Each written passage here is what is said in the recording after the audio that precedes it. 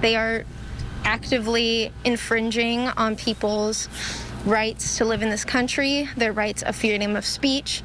Students and faculty at UC San Diego are worried about what they say are the Trump administration's attempts to silence Palestinian activists. President Trump announced plans to investigate the university for anti-Semitism during protests last spring. ABC 10 News reporter Perla Shaheen has spoken with Palestinians and Israelis on the war in Gaza since it started back in October of 2023. Tonight, she shares how the conversation has changed ever since Trump took office. Last spring, students across San Diego protested the war in Gaza, showing up in the thousands to march through their university grounds. Free, free, free Palestine! Those same chanting protesters are now hesitant to speak up because of recent actions from the Trump administration. Were you afraid to even come talk to me today?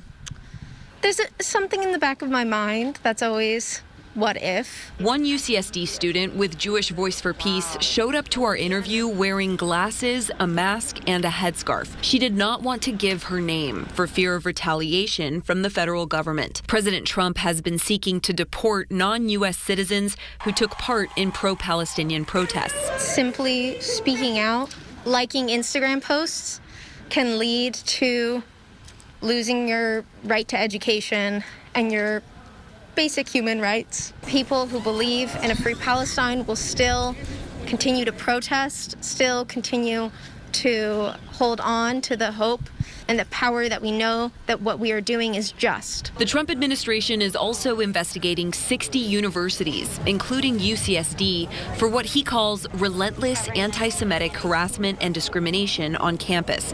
Israeli students believe those claims are justified. What we saw was students stepping out and justifying and even celebrating the atrocities that took place on October 7th, which made Israelis students on campus feel like their lives are not valued. Shelly Chaikin says protesters put her into a box with the Israeli regime simply because her family lives under it. Anti-Semitism is not just about slurs or stereotypes. It's about Jewish students being singled out and harassed and blamed for a war that we did not want. Both women expressing frustration with others simplifying their nuanced views and worry over their First Amendment rights as the Trump administration enforces silence around this polarizing topic.